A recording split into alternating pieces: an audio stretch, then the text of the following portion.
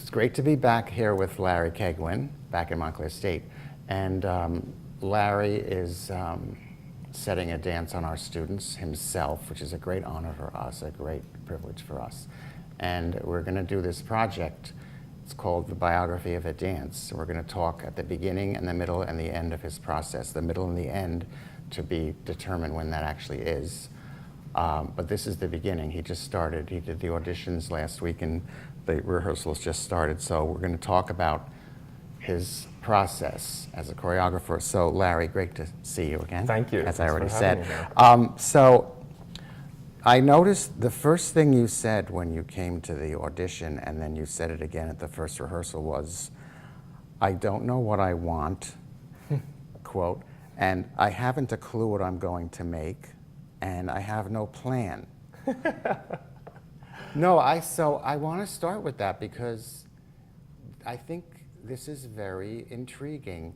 So are you saying that you literally drove out here on Friday or whenever it was and you knew you were going to be doing work here for 30 hours over the course of a couple of months, but you literally had no, as you say, no plan of what kind of dance or anything like that? Well, yes, I mean, for the most part, that is really, really true.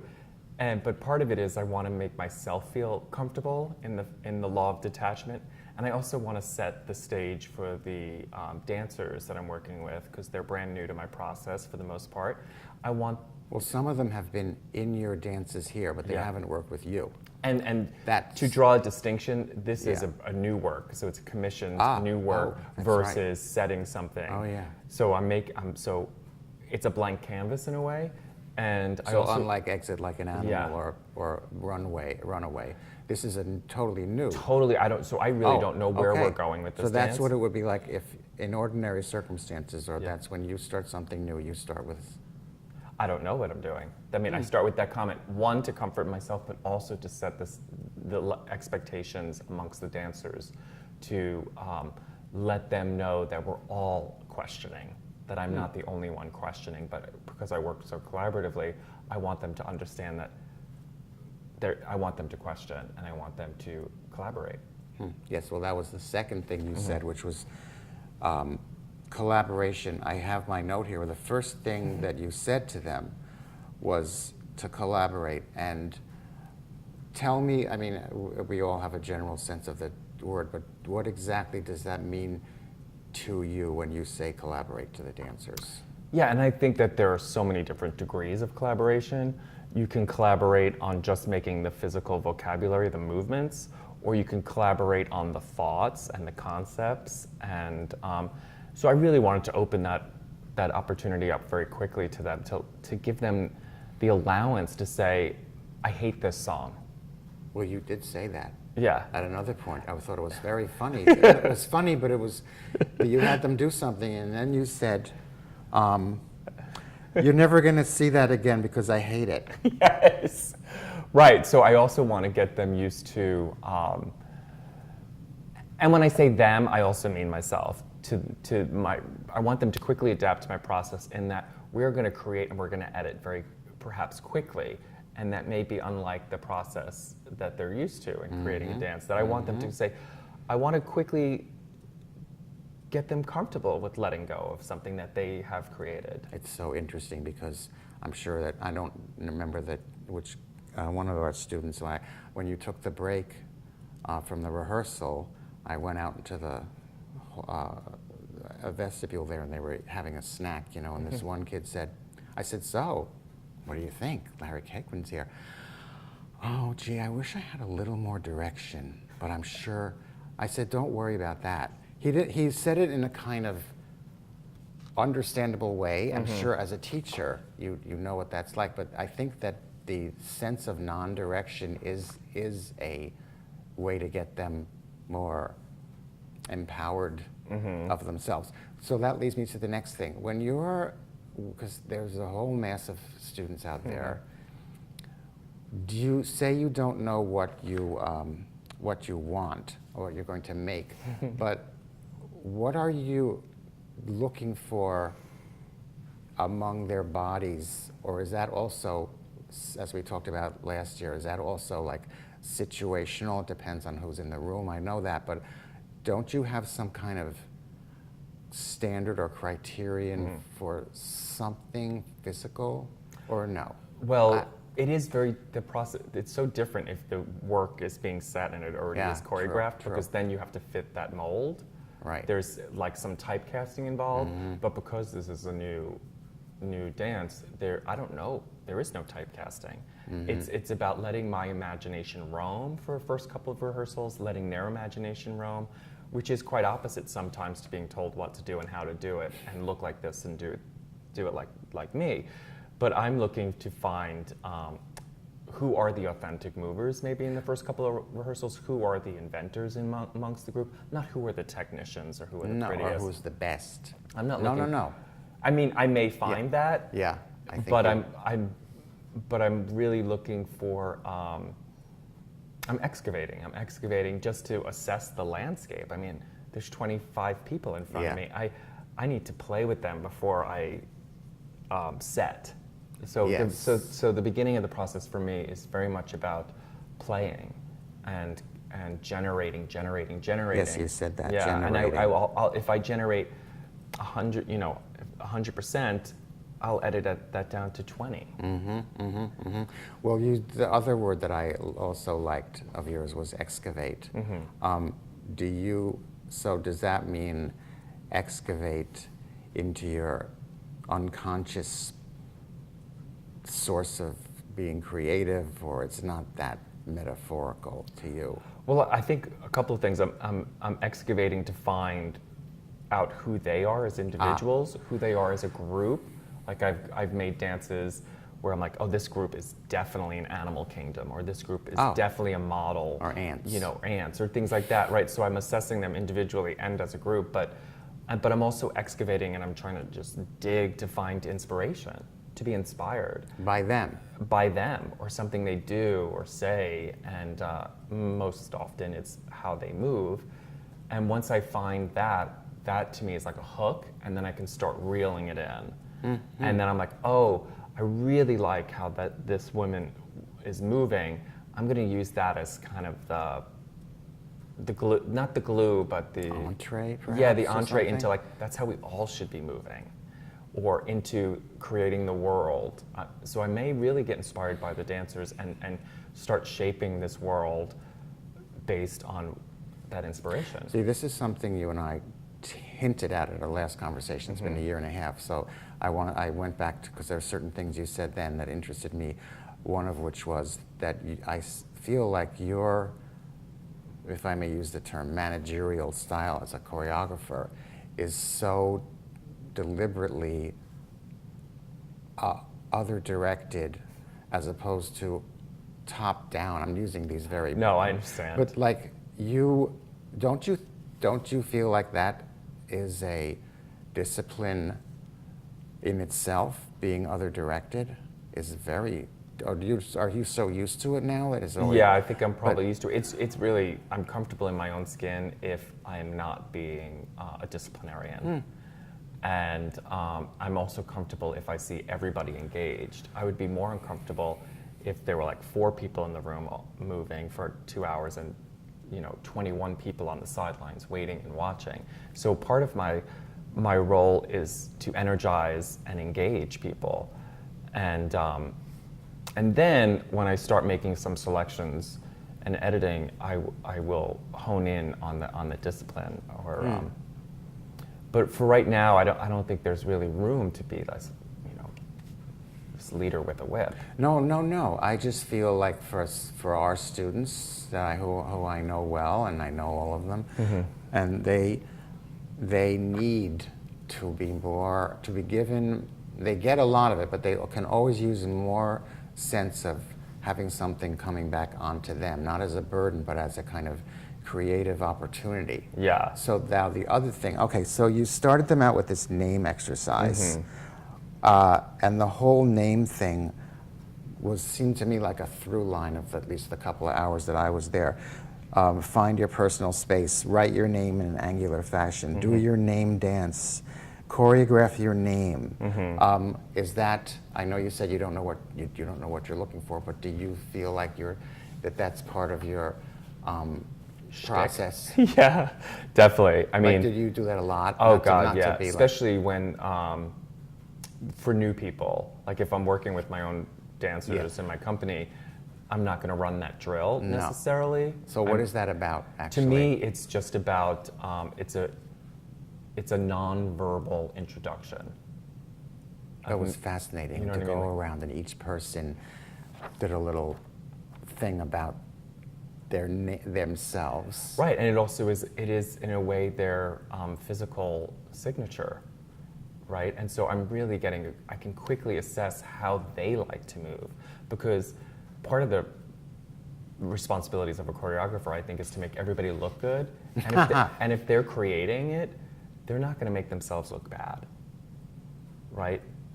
So they're going to go to their assets. That's exactly what they did. Yeah, like, oh, I'm good on the floor. I got extension. So they're really showing me where their strengths and weaknesses are, whether that weakness be something like they're not inventive necessarily, or they're a little trite or cliche. You know what I mean? So I'm trying to gather that information very quickly. Today's the second rehearsal, and that will be different because I'm going to give them a long phrase that comes from my body. And so now that I know the direction of where their comfort zones are, I will now give them some of my vocabulary, which some of the room will really love, and some of the room will feel like, oh, let's be creative again, and not just. Well, in terms of being creative, this is something I've talked to the other dance faculty about this, so this is not a secret or anything, but I feel like you said you had them do improv, the improv, I feel like whenever we have improv, our kids get not exactly nervous, but they don't seem as sure of themselves. Do you feel like this is part of the dance mentality, that it's too much of a blank canvas, maybe for younger kids, or how do you look? Yeah, at I it? do think that I think some people are just born wonderful natural improvisers. They probably could be great improvisers at the age of 4, right? Yeah. Or intriguing, improvisers, and comfortable with that. But also in dance, we're so often told what to do and how to do it. So improvising kind of goes against that physical discipline. But I do think that you can learn to be a better improviser, and there is a maturity in that. And so, and that maturity happens in school. It happens with education and exposure to dance, and to have experience under your belt. If you've just had ballet your whole life and someone's asking you to improvise, they're going to improvise with ballet steps, but I'm looking for them to improvise just like so free.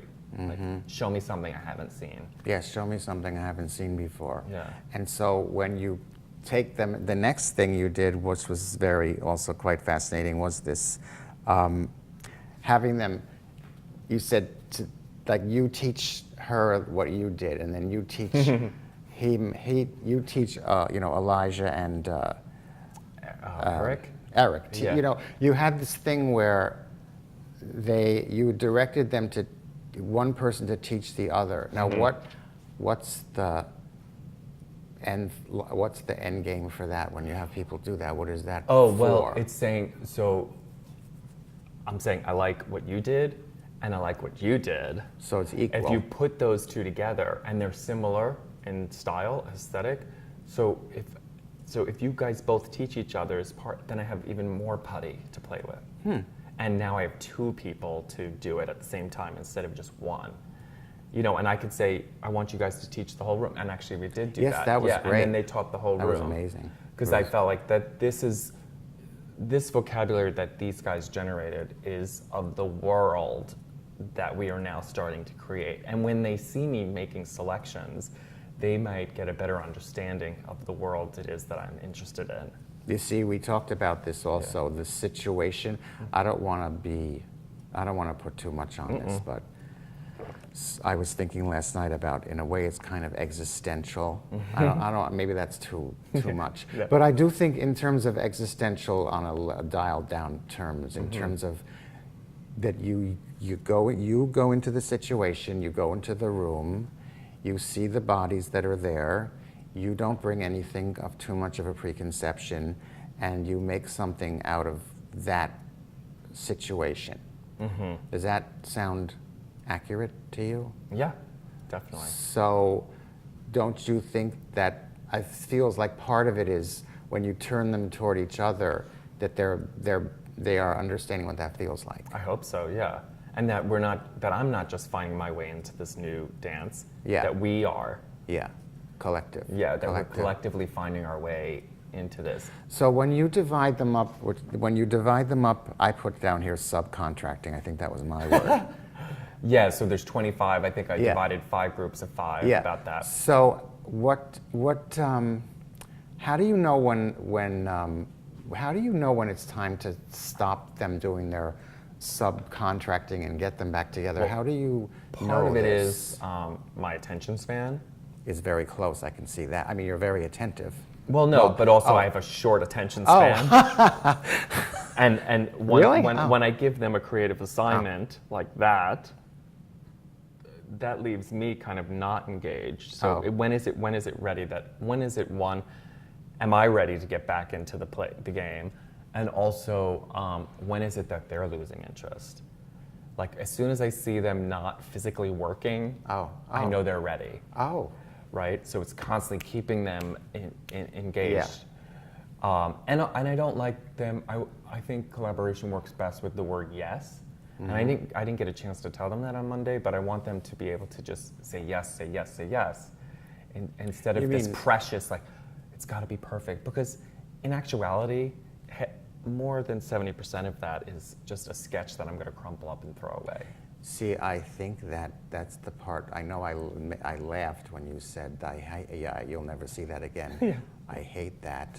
But I also know from my own medium of writing that, you do come up with things sometimes and you say, wow, that was really cool. And then maybe I usually sleep on it. It's different for everybody. Yeah. And then the next day you say, oh, forget that.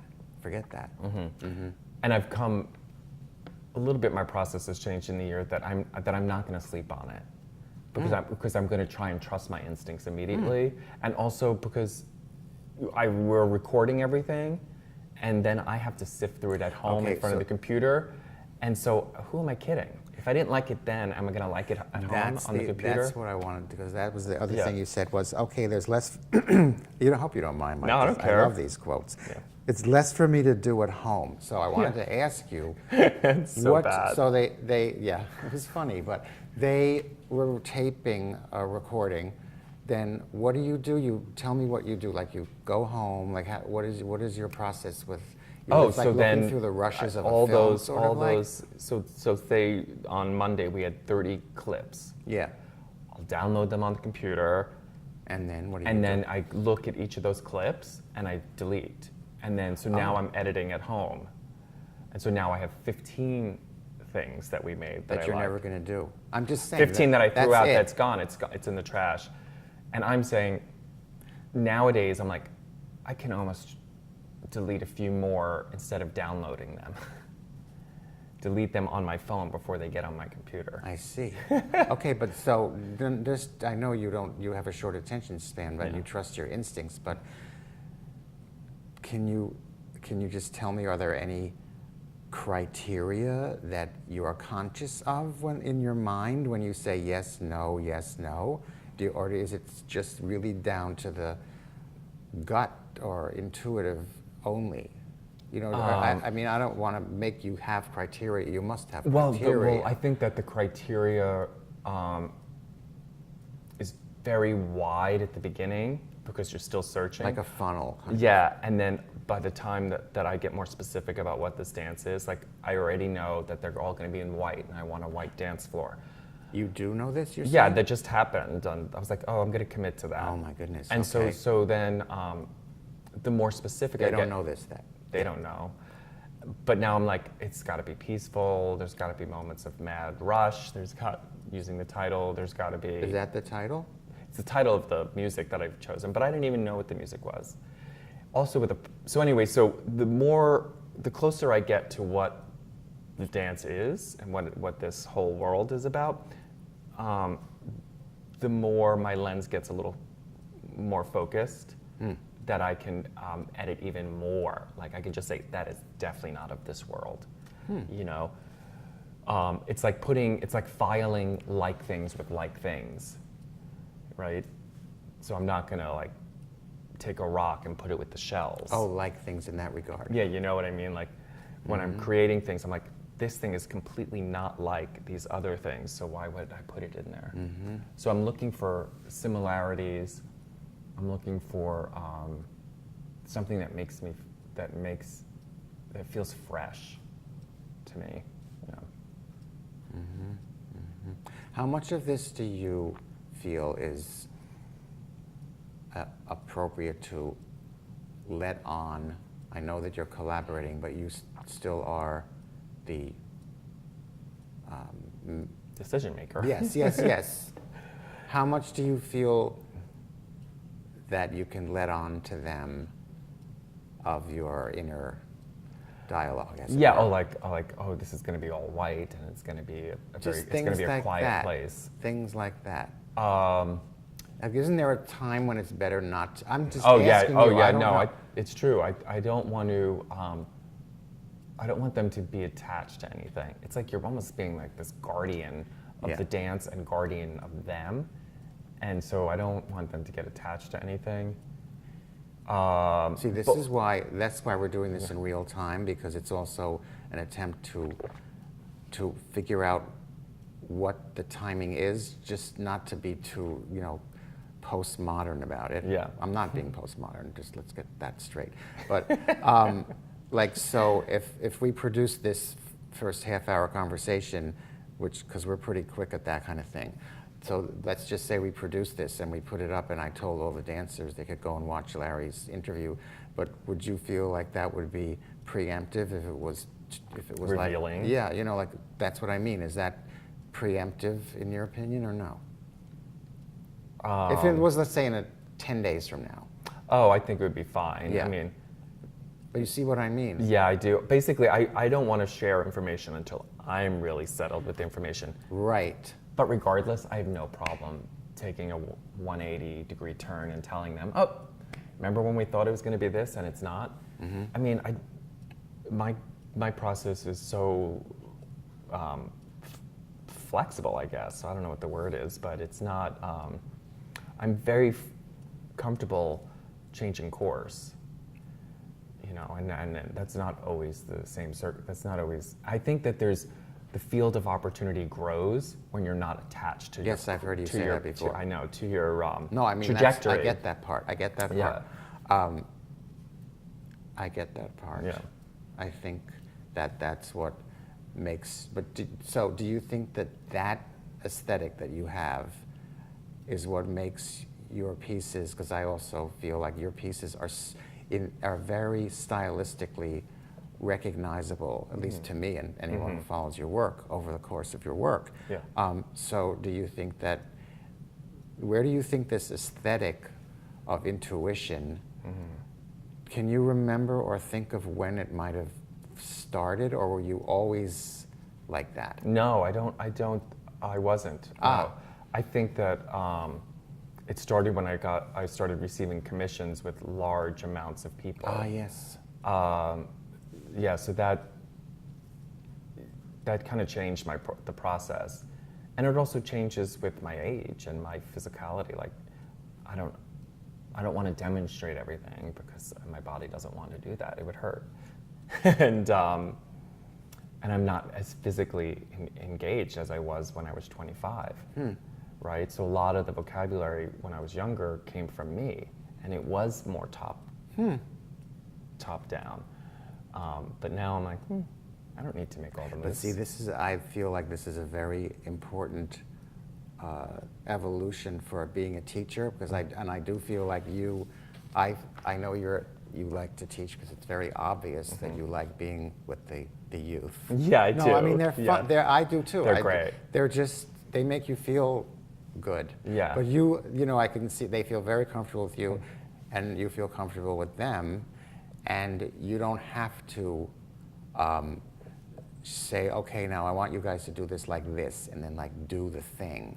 It's really become migrating. It's migrated over to them. Yeah, like I remember now in the last rehearsal, the first rehearsal, that someone did something and they went down to the floor and quickly back up, and I was like, I'm so glad you did that, because I wouldn't do that. And if I were to create a dance that just came from me, they would get a dance that's from a 44-year-old's male body, right? And is that the dance we want to show on the stage here? I'm not sure, right? And they'd also get a dance with the leg never went above 90, or, you know, and I never touched the floor, and it's moving in slow motion, and, you know, like, I want to give them their dance, not my dance.